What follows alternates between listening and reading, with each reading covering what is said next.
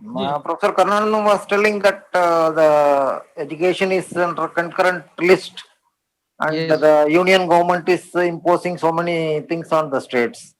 Actually, it was earlier with the states only. It was in the state list, and during the period of Indira Gandhi emergency period, it was taken to concurrent list. Is For there any 46. possibility to take it back to the state list again?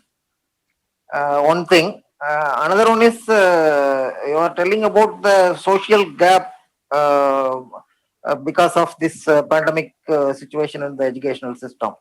And as such, only in the physical classes are held, then only there will be interaction between the students, irrespective of their caste, creed, or any other. There will not be any other discrimination.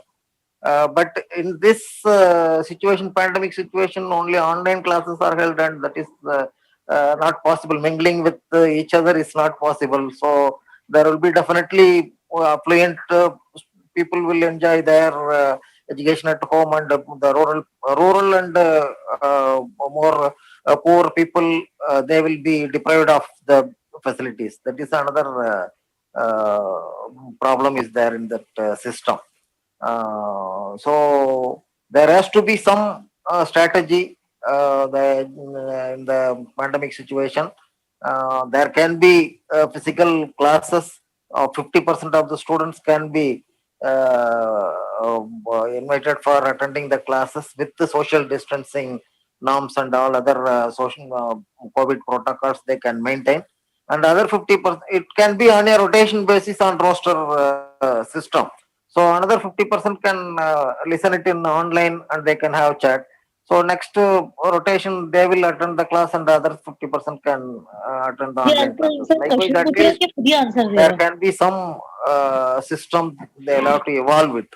Otherwise, it can't be indefinitely. They cannot say that there will not be any classes, and they can't say that there will not be any examination further. So that also cannot be held.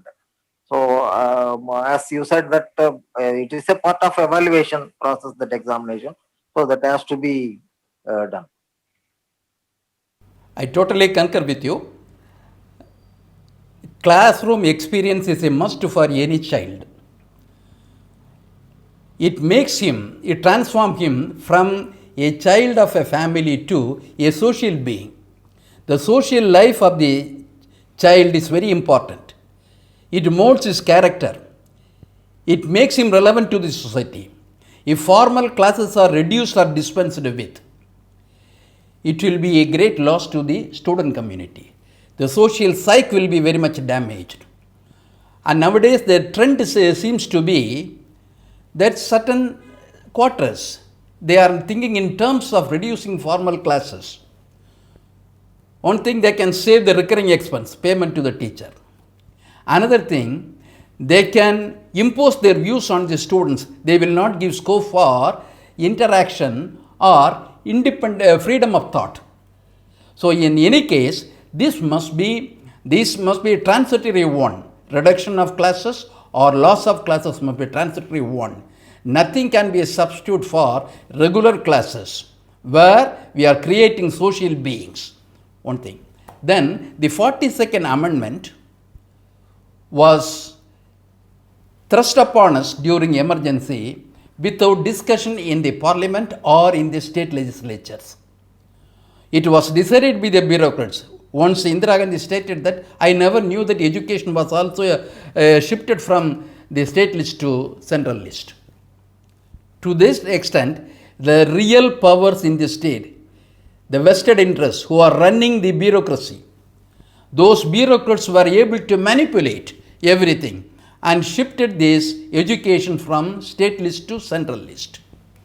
If the will of one particular prime minister could effect a change, a shift from one list to another, can't it be repeated in a reverse order? It is possible.